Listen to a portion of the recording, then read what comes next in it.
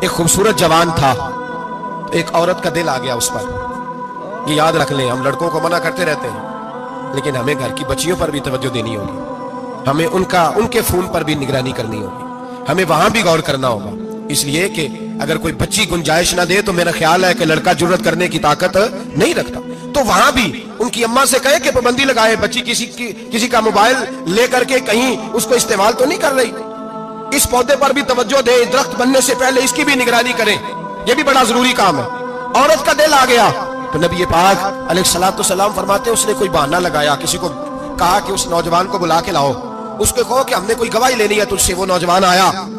ایک کمرے میں داخل ہوا تو اگلے کمرے میں لے گئے، وہاں داخل ہوا تو اس سے اگلے کمرے میں لے گئی، وہ داخل ہوا تو اسی طرح 7 مکفل کمروں میں لے گئی۔ میرے کریم رسول میرے محبوب پاک علیہ السلام فرماتے ہیں، صحابہ کو سمجھا رہے ہیں میٹھے لب و لہجے میں، فرماتے ہیں جب سب سے پچھلے کمرے میں لے گئی تو ایک لڑکا بندھا ہوا تھا وہاں رسیوں سے، شراب کا پیالہ پڑا ہوا تھا، اور بی بی کہنے لگی کوئی گواہی شواہی نہیں لینی، تجھے اس لیے بلایا ہے کہ تیرے اوپر دل آ گیا ہے، اب میرے ساتھ منہ کالا کر۔ تو وہ جوان کہنے لگا نہیں،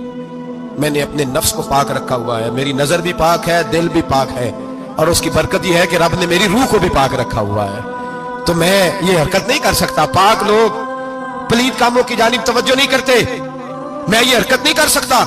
اقبال نے اپنے بیٹے کو دعا دی تھی، اس نے کہا تھا حیا باقی نہیں ہے زمانے کی آنکھ میں، خدا کرے کہ رہے تیری جوانی بے داغ، خدا کرے کہ رہے تیری جوانی بے داغ۔ کہا میرے ساتھ منہ کالا کر، اس نے کہا میں نہیں کرتا۔ کہنے لگی چل پھر اس کو قتل کر، اس کو میں نے باندھا ہوا۔ اس نے کہا میں قتل کیوں کروں، میری کیا دشمنی ہے؟ کہا پھر شراب پیو، کہا میں شراب بھی نہیں پیتا۔